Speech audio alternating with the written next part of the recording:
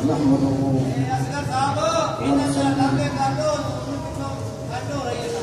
ونسلم على سيدنا ومولانا محمد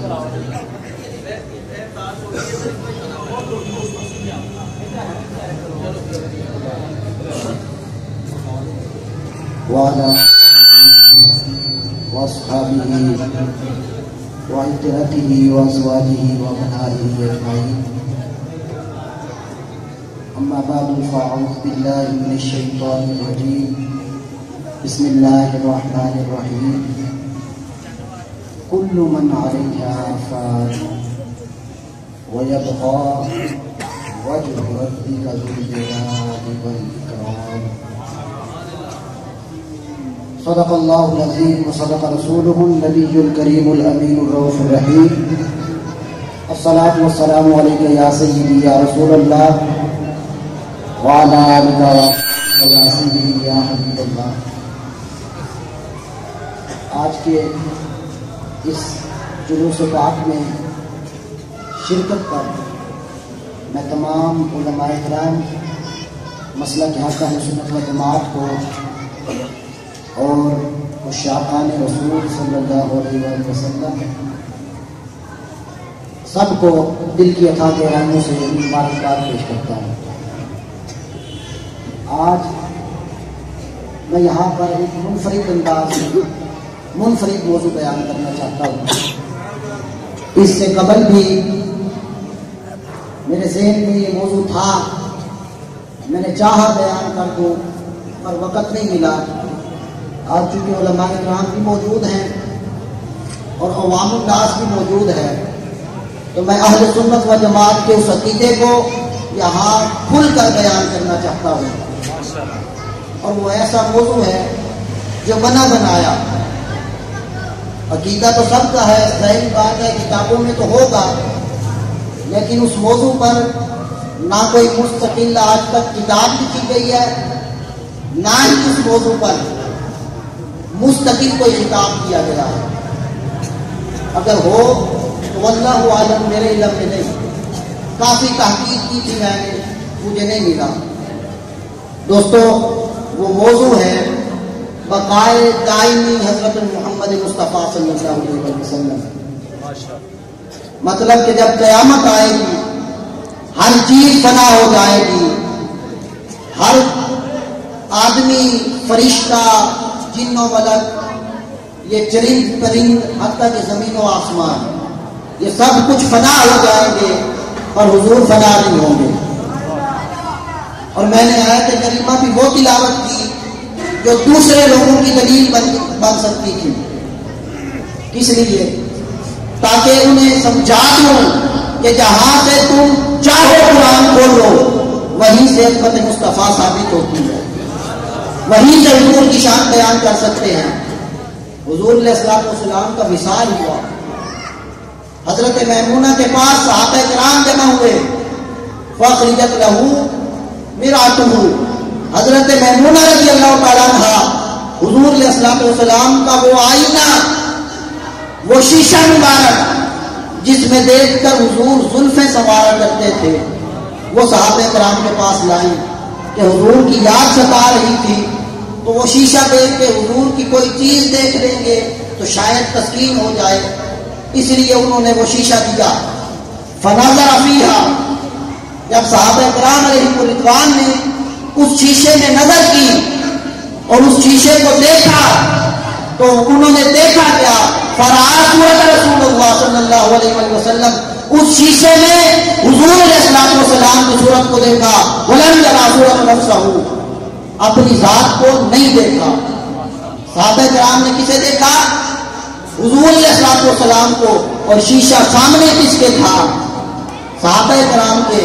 ارے جس مصطفیٰ کا آئینے میں ایک مرتبہ عکس آ جائے وہ عکس نہیں مٹ سکتا، وہ ہستی کیسے مٹ سکتی ہے؟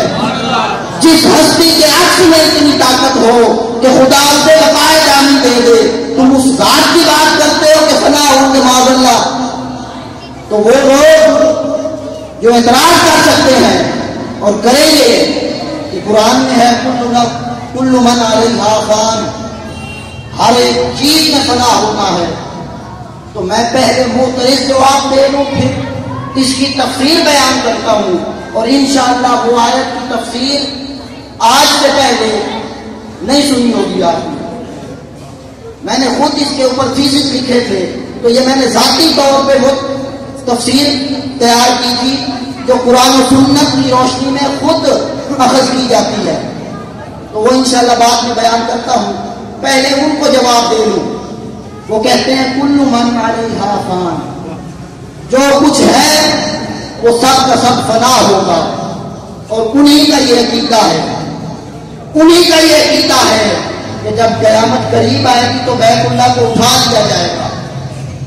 انہی لوگوں کا یہ عقیدہ ہے کہ جنت اور دوزخ جو بن چکی ہیں کہ فنا نہیں ہوگی. وہ لوگ بھی اس چیز کو مانتے ہیں قرآن فنا نہیں ہوگا، اس کے الفاظ اٹھا لیے جائیں گے اور یہ خالی صفحے رہ جائیں گے. ارے ظالموں، جس مصطفیٰ کی فنا، اس کی کتاب قرآن فنا نہیں ہو سکتا، اس کی عبادت گاہ مسجد فنا نہیں ہو سکتی، وہ نبی کیسے فنا ہو سکتا؟ سبحان اللہ. ان چیزوں سے جیسے کل سے یہ چیزیں مستثنا ہیں، اسی طرح ان سے ذات مصطفیٰ مستثنا ہے. اور آئیے آہستہ آہستہ مسائل ساتھ ان کے اعتراضات کا جواب دیتا جاؤں گا. یہاں پر میں چاہتا ہوں ایک اعتراض اور جمع کر لوں. صحیح بخاری شریف میں ہے، وہ کہتے ہیں کہ حضور علیہ الصلوۃ والسلام نے فرمایا جب اہل معاشر کو جمع کیا جائے گا تو وہاں پر سب سے پہلے میرا روضہ پاک کھلے گا اور میں روضہ پاک سے نکلوں گا اور میرے ساتھ ابو بکر، عمر، عثمان و علی ہوں گے. تو وہ کہتے ہیں اگر زندہ تھے اور ختم نہیں ہوئے تھے تو میدان حشر میں سب سے پہلے روضہ طاہر سے کیوں نکل رہے ہیں؟ اس کا بھی جواب دیتا ہوں. ان دونوں کو ساتھ ملا لیں، اعتراض ذہن میں رکھ لیں. ایک کہ ہر چیز میں فنا ہونا ہے، اور دوسرا یہ اعتراض کہ حضور نے فرمایا میں روضہ طاہر سے سب سے پہلے نکلوں گا. تو جب سب سے پہلے حضور نے نکلنا ہے تو وہ کہتے ہیں اس کے لیے ضروری ہے حضور فنا ہو. تو آئیے اب ان کا جواب سنیے. آیت کی ترکیب کے لحاظ سے اب میں اصول کی مباحث میں نہیں جاؤں گا، صرف نحوی باتوں کو یہاں پر نہیں چھیڑ دوں گا، کیونکہ علامہ اقبال نے کہا تھا الفاظ کے پیچوں میں الجھتے نہیں دانا، غواص کو مطلب ہے صدف سے کہ گوہر سے.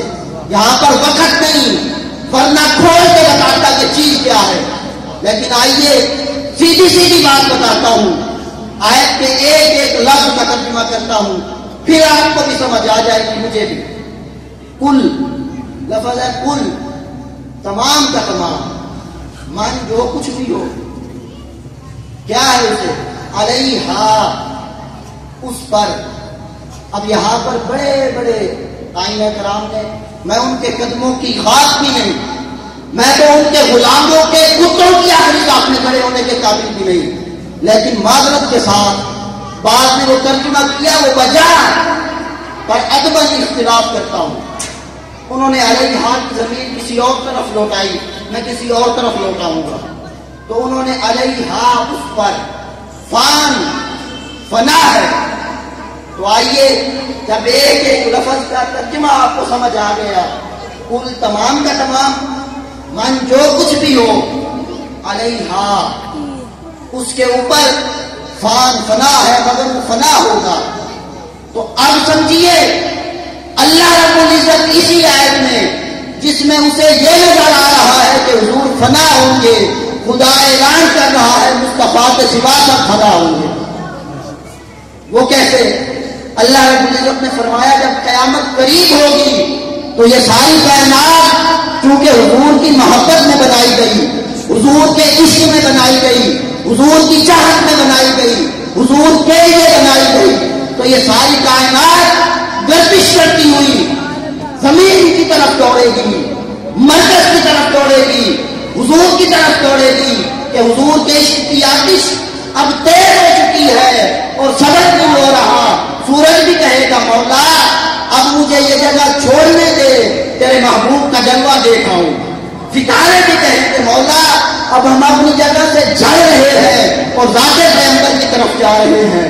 آسمان بھی پھٹ پڑے گا زمین کی طرف کہ جا کر ذات مصطفیٰ کا جلوہ کرتا ہوں. سبحان اللہ سبحان اللہ ماشاء اللہ سیدی مرشدی یا نبی یا نبی سیدی مرشدی یا نبی یا نبی میلاد النبی حاضری تو جب سب کچھ حضور علیہ السلام کی طرف آ رہا ہوگا، آئے گا کیوں؟ کیونکہ حسن مصطفیٰ بے نقاب ہونے کا وقت ہوگا۔ ارے قیامت جسے تم حشر سمجھتے ہو، وہ قیامت جسے تم اختتام سمجھتے ہو، اور وہ قیامت جس میں معاذ اللہ تم حضور کو فنا کرنا چاہتے ہو، وہ قیامت ہے کیا؟ فقط اتنا سبب ہے انعقاد وزن محشر کا کہ ان کی شان محبوبی دکھائی جانے والی ہے۔ وہاں پر فقط حضور کی شان دکھائی جانے والی ہے، حضور کا مقام و مرتبہ دکھایا جانے والا ہے۔ ہوگا کیا؟ جب سب کچھ ختم ہونے پر آئے گا، ذمہ داری سے بات کر رہا ہوں، دلائل اس لیے نہیں دے رہا، وقت کم ہے، بات ذمہ داری سے کرتا ہوں۔ کل کوئی مجھے چوک میں کھڑا ہو کے بھی کہے کہ جی آپ اس بات پر دلائل دیں، یہ اعتراض ہے، اس کا جواب دیں، اسی وقت دوں گا، یہاں نہیں دے رہا کیونکہ وقت کم ہے۔ تو حضور علیہ السلام کے حسن کے بے نقاب ہونے کا وقت ہوگا، جب جلوہ مصطفیٰ بے نقاب ہوگا تو یہ سارا کچھ یہ جل کر نور مصطفیٰ میں زد ہو جائے گا، حضور کے نور میں گم ہو جائے گا، کیونکہ اصول ہے، میں اپنی بات نہیں کرتا، اصول یہ ہے، علماء جانتے ہیں کہ ہر چیز اپنی اصل کی طرف لوٹتی ہے، ہر چیز اپنی اصل کی طرف لوٹتی ہے، اور ہمارے لیے کائنات خلق کے لیے کوئی بھی مخلوق ہو، اس کی اصل نور مصطفیٰ ہے، حضور کا نور ہے۔ اس لیے جب قیامت آئے گی تو یہ ساری کائنات پھر ذات مصطفیٰ کی طرف لوٹے گی، حضور کے قدموں میں لوٹے گی، اور ذات مصطفیٰ بے حجابانہ ہوگی، حضور بے حجاب ہوں گے، ساری کائنات ضم ہو جائے گی نور مصطفیٰ میں، پھر خدا پردے اٹھا دے گا، حضور کے حسن کے پردے اٹھ جائیں گے، اور خدا کہے گا محبوب آ اب میرے سامنے بیٹھ کے تو مجھے تک اور میں تجھے دیکھتا ہوں، اور کوئی نہیں سوائے تیرے اور میرے، لہذا تو میرا نظارہ دیکھ، میں تیرا نظارہ دیکھتا ہوں۔ اور اس وقت قرآن صاحب پہ کھڑا یہ گنگا رہا ہوگا، انہو هو السمیع البصیر، وہ اسے دیکھ رہا ہے تو وہ اسے دیکھ رہا ہے، وہ اس کی سن رہا ہے، وہ اس کی سن رہا ہے۔ قرآن حضور کی ذات اور خدا کی ذات میں جو ملاقات ہو رہی ہوگی، ارے وہ کئی سو سال پہلے بیان کر گیا، عقل کے اندروں کو نظر نہ آئے تو اس میں قصور ہمارا نہیں۔ اور حضور علیہ السلام کے حوالے سے حضور کا حسن بے نقاب ہوگا اور حضور فنا نہیں ہوں گے۔ آئیے جو دوسرا اعتراض تھا، صحیح بخاری شریف کی حدیث، اس کے علاوہ امام نبہانی اپنی الجواہر البحار کے صفحہ نمبر 457 پر وہ بھی یہ حدیث لائے ہیں، دیگر ائمہ کرام بھی لائے ہیں، پوری حدیث اب سنیے۔ وہ آدھی حدیث پڑھ کر اعتراض کرنے کے عادی ہیں، وہ آدھی بات کر کے اعتراض کرنا خوب جانتے ہیں، کیونکہ پوری بات میں ان کا جواب موجود ہوتا ہے۔ اسی حدیث میں جس میں حضور نے فرمایا میں اٹھوں گا اور سب سے پہلے روزہ طہر سے باہر نکلوں گا، حضور نے فرمایا پھر میں دیکھوں گا، حضور نے فرمایا پھر میں دیکھوں گا کہ موسیٰ علیہ السلام عرش کا کنارہ پکڑ کے کھڑے ہوں گے، اور حضور نے فرمایا آجزانہ طور پہ میں نہیں جانتا کہ کیا موسیٰ علیہ السلام فنا ہوئے تھے یا اللہ پاک نے انہیں استثناء میں رکھا۔ اور نبی کا ظن حقیقت ہوا کرتا ہے، نبی کا گمان حقیقت ہوا کرتا ہے، تو حضور کا گمان حقیقت پہ مبنی ہے، اور حضور یہ کہہ رہے ہیں کہ اکیلا میں نہیں، موسیٰ علیہ السلام بھی زندہ ہوں گے۔ اب موسیٰ علیہ السلام کو زندہ کیوں رکھا؟ آئیے ان اسرار کی بھی ایک بات کرتے ہیں کہ موسیٰ علیہ السلام نے عرض کی تھی مولا ربی ارنی انظر الیک، میں تجھے دیکھنا چاہتا ہوں، اپنا آپ دکھا۔ اللہ رب العزت نے فرمایا لن ترانی، موسیٰ تو مجھے نہیں دیکھ سکتا، بغیر پردے کے میرا نور برداشت کرنے کی سخت تجھ میں نہیں، مجھے دکھانے میں کوئی اعتراض نہیں، تیری آنکھ میں تابع نظارہ ہی نہیں ہے، تو نہیں دیکھ سکتا ہے موسیٰ۔ تو وہاں پہ کھڑا کرنے کا مقصد کیا تھا کہ موسیٰ میرے محبوب کے پیچھے بیٹھ، میرا محبوب اور میں ہم محض گفتگو ہیں، ہم باتیں کر رہے ہیں، تو انوار و تجلیات رکھتا جا۔ تو موسیٰ علیہ السلام کو وہاں پر خدا اپنا آپ دکھائے گا آئینہ مصطفیٰ میں، اور اسی کی تشریح کی تھی، اسی کی تشریح کی تھی کس نے؟ امام جیلی نے۔ اٹھائیے جواہر البحار جلد اول صفحہ نمبر 57 پہ دیکھیے، امام جیلی کے حالات میں ایک بہت پیارا اور دلکش واقعہ مرقوم ہے، وہ بتاتا ہوں۔ وہ کہتے ہیں انہ کان جالسا امام الحجرۃ النبویہ صلی اللہ علیہ وسلم، حضرت امام جیلی رضی اللہ تعالیٰ عنہ یہ بیٹھے ہوئے تھے ذات پیغمبر کے حجرے کے سامنے، اور حضور علیہ الصلوۃ والسلام کی گنبد خضرا کو تک رہے تھے، حضور کی گنبد خضرا کا نظارہ کر رہے تھے۔ اتنے میں وہ کہتے ہیں کہ اس کا شفاعن الحجاب، جب ان سے حجابات ہٹے تو وہ کہتے ہیں فرعن نبی صلی اللہ علیہ وسلم، میں نے حضور علیہ السلام کو دیکھا۔ اے امام جیلی کہاں دیکھا؟ کیا گنبد خضرا میں تھے؟ وہ کہتے ہیں پاگلو نہیں، فرعن نبی صلی اللہ علیہ وسلم فی الافق الاعلی، جہاں نہیں دیکھا حضور علیہ السلام کو افق اعلی میں دیکھا، اور کس ذات کے ساتھ دیکھا، کن احوال کے ساتھ دیکھا، کن انوار کے ساتھ دیکھا، اور کن کیفیات کے ساتھ دیکھا۔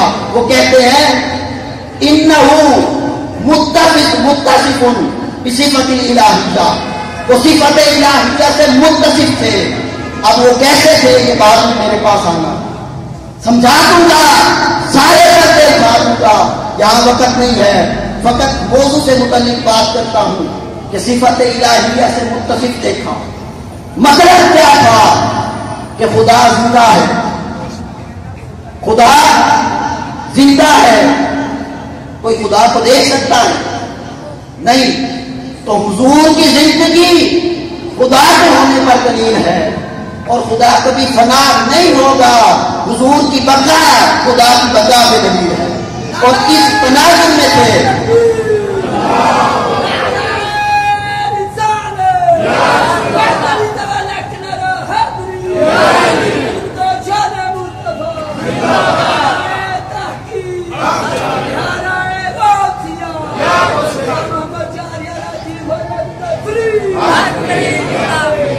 تو حضور علیہ السلام خدا کی صفت سے اس طرح متصف تھے کہ خدا کی بقا سے مصطفیٰ فیض لے چکے تھے، اور حضور بھی باقی ہو گئے تھے۔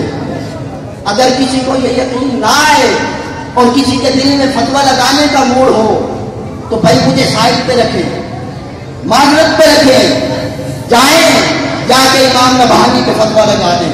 اٹھاؤ الجواہر البحار فی فضائل النبی المختار، امام نبہانی کہتے ہیں هو الباقی الوارث الذوالجلال الاکرام، یہ سب کچھ حضور کے نام ہے، اور قرآن کہتا ہے وَيَبْقَى وَجْهُ رَبِّكَ ذُو الجلال والاکرام۔ تو عاشقوں نے تو کہا کہ اس میں اشارہ مصطفیٰ کی بقا کی طرف ہے، لیکن جو خدا کی بقا کہتے ہیں ان سے بھی جھگڑا نہیں کرتا۔ آدم کا معنی لے لیتا ہوں، ہاں میں کہتا ہوں کہ خدا باقی ہوگا، اور اس میں خدا کی بقا کی طرف اشارہ ہے۔ تو میرا ایک سوال سنیے، اللہ رب العزت نے فرمایا وَيَبْقَى وَجْهُ رَبِّكَ ذُو الجلال والاکرام، آپ کے رب کا وجہ یہ باقی رہے گا۔ یہ کیوں نہیں کہا کہ آپ کے رب کی ذات باقی رہے گی؟ میرا سوال ہے، جواب بھی خود دیتا ہوں، ان اندھوں میں یہ جرأت نہیں کہ وہ جواب دے سکے۔ ارے جن کو نبی کی ظاہری زندگی نظر نہ آئی، جن کو حضور کا روضہ اطہر میں حجاب ہونا کتابوں میں نہ ملا، وہ بے وقوف، وہ اندھے، وہ نادان اور فیض نبی سے محروم لوگ اس کا کیا معنی لیں گے اور کیا تشریح کریں گے؟ ارے اندھو، دعوت فکر دے رہا ہوں، اگر کبھی جرأت ہو تو اس موضوع پہ اعتراض جمع کر کے مسجد نور میں آنا۔ کسی وقت آنا، تمہیں دودھ کا دودھ اور پانی کا پانی کر کے دکھا دوں گا. اور حضور علیہ الصلوۃ والسلام کی عظمت اور شان کا اس طرح سے حضور کے غلاموں کا کتا بن کے دفاع کروں گا. امام احمد رضا خان رضی اللہ تعالیٰ عنہ کے دربار میں سچ بن کے دفاع کروں گا کہ تمہیں ناکو دینے چبانے پڑیں گے. حضور علیہ الصلوۃ والسلام زندہ ہے، حیات ہے، اور جو یہ کہتے ہیں کہ حضور علیہ الصلوۃ والسلام نہیں یہ خدا مراد ہے، تو میں انہی کا معنی لے لیتا ہوں. اب تو ان کا اعتراض ختم.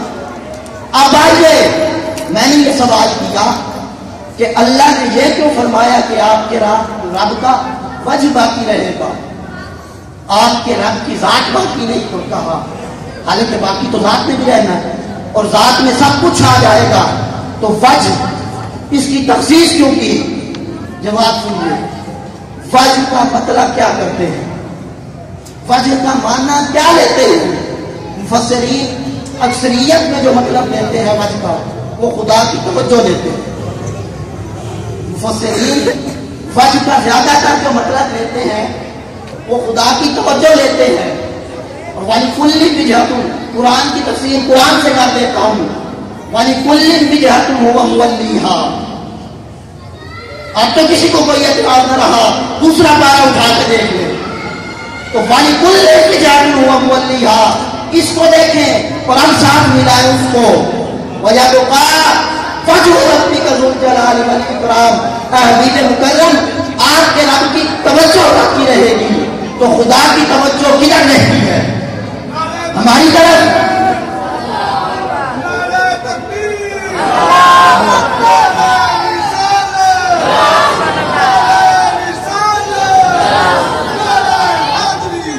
خدا کی توجہ کدھر رہتی ہے؟ کیا ہماری طرف رہتی ہے؟ ارے خدا سے ہی پوچھ لیتے ہیں، مولا تیری توجہ کدھر رہتی ہے؟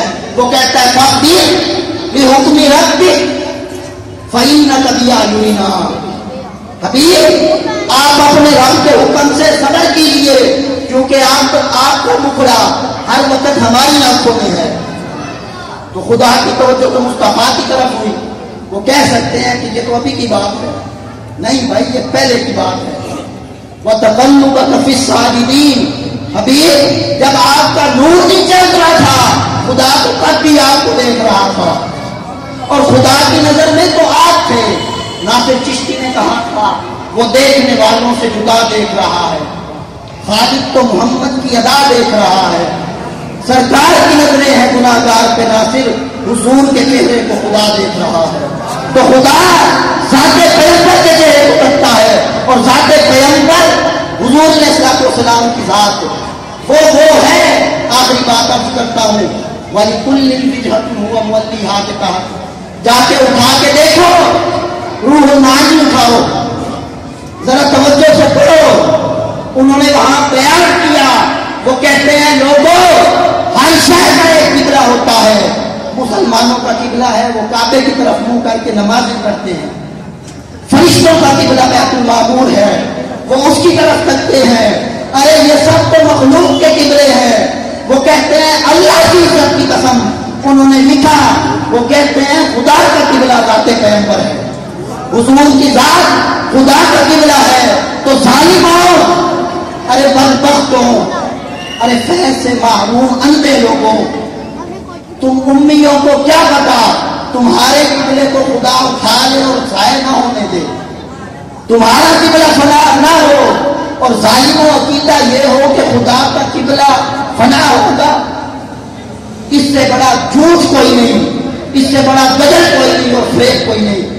یاد رکھ لیجیے، ساری امت کے اسلاف کا عقیدہ یہ ہے کہ حضور کو خدا کے ساتھ ملانا یہ شرک ہے. حضور کو خدا کے ساتھ ملانا شرک ہے اور خدا سے جدا کرنا کفر ہے. اب درمیان میں تو راہ بچتی ہے، وہ آدیش کی سمجھ گئے ہوں گے، مجھے مزاحت کی ضرورت نہیں، بس اس شعر پر گفتگو کا اختتام کرتا ہوں. حسن رضا خان بریلوی رحمۃ اللہ تعالیٰ علیہ وہ لکھتے ہیں، تم ذات خدا سے نہ جدا ہو نہ خدا. یہ شعر یاد کر لیں، سارا عقیدہ ساری زندگی یاد رہے گا. تم ذات خدا سے نہ جدا ہو نہ خدا ہو، اللہ ہی کو معلوم ہے کیا جانے کیا ہو۔ وآخر دعوانا الحمدللہ رب العالمین۔